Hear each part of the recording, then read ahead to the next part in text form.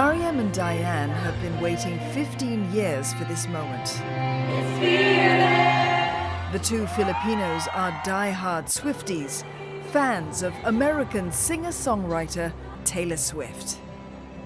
It means a lot to us because Taylor Swift has been to the Philippines, but I never saw her live doing her concerts. But we really are excited. Yeah.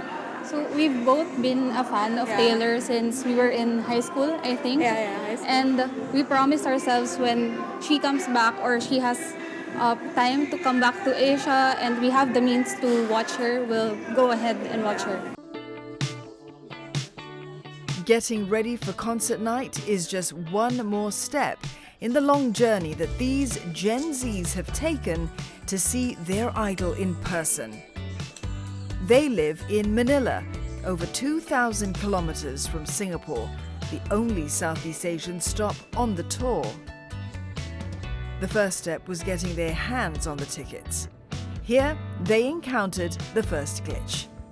The cheaper general seated tickets they wanted were already sold out by the time their turn came. We were actually aiming for like Cat 3 or 4, 5. But then when we got into the site, since we queued for like 6 hours, a lot of the other concert goers already were able to purchase the tickets. What we ended up with were all VIP seats. We entered the site. We have no choice, but we really give it our all, like just to watch Taylor Swift. So not the price. Actually, we didn't look at the price already. Just the availability of the seat, so we can watch her live. They ended up paying over 870 Singapore dollars or $650 US each for a VIP ticket. It was above budget, but did come with an exclusive set of merchandise. Next was arranging the travel. There are many direct flights between Manila and Singapore, but to save on airfares, Mariam and Diane opted for a more inconvenient but cheaper journey via Kuala Lumpur. The flights cost each of them over 220 Singapore dollars or 160 US dollars. In comparison, a direct flight from Manila to Singapore would have cost at least 800 Singapore dollars or 600 US dollars if they had booked at the last minute. Even before ticket selling started, we were already checking flights to Singapore. Yeah. But then we noticed that, like right after ticket selling began, ticket prices went up, like so high. And then so what we did was we watched fares daily. We checked it every morning until we found one for Philippine Airlines that went into Kuala Lumpur. So we decided, since we haven't been to Kuala Lumpur before, we'll just go through there. They booked a 4-night stay at a 4-star hotel, which cost them over 850 Singapore dollars or 630 US dollars.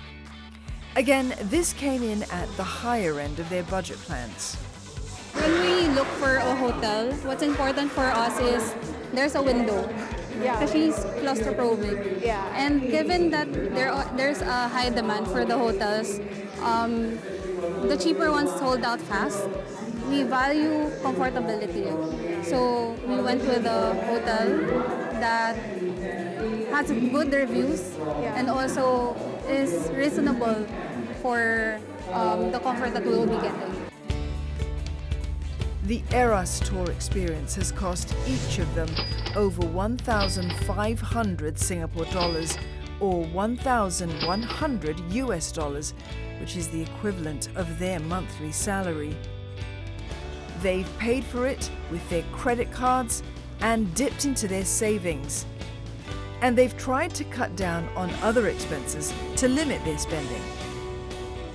Most of the pocket money will go to like our food and transportation, and I think we're saving more on the food because we prefer to like eat in the hawker centers where food is cheaper. We really didn't have, I think, any option but to book the fares and the tickets that we got. because it's really on high demand. So yeah, we exceeded our budget, but again, it's something that we can earn back. But the experience is something that not a lot of people are lucky enough to experience. You're seeing the young people really start splurging on concerts because they see them as a once-in-a-lifetime experience. There's no stopping people from really putting their budgets into these type of experiences. They see it as an investment, and it could replace, let's say, the next 2 to 3 trips, right? The budgets that they spend here. Mariam and Diane are among the many Swifties from the region who have splurged on the Eras Tour experience. It's like 80,000 pesos with the hotels. It was really expensive, but I know it's gonna be so worth it. It's gonna be my first time ever seeing Taylor Swift. I've loved her all my life, like ever since I was age 12, and now I'm 24, so I'm very, very excited. Because I love her for like 10 years. I was too young back then, so this is my first time I have money to go to the concert. A lot of them see that concerts especially are a moment in time, right? They are a lifetime experience that may not necessarily return again. I think especially when it comes to music events, tours that are traveling the globe right now will not actually repeat themselves in the near future, right? So I think a lot of people are seeing these as we have to do it now, otherwise it will not come back again, right? So they are actually putting a lot more of their disposable income on these types of experiences now. Despite busting their budgets, the girls say that this opportunity of a lifetime has been beyond their wildest dreams. It's very worth the experience because it's I think, well, for me, it's a culmination of like my dream as a kid to watch Taylor Swift live. So it's the fulfillment of that dream that's taken like 15 years. Yeah. So yeah, so it's all worth it. We'll definitely do it all over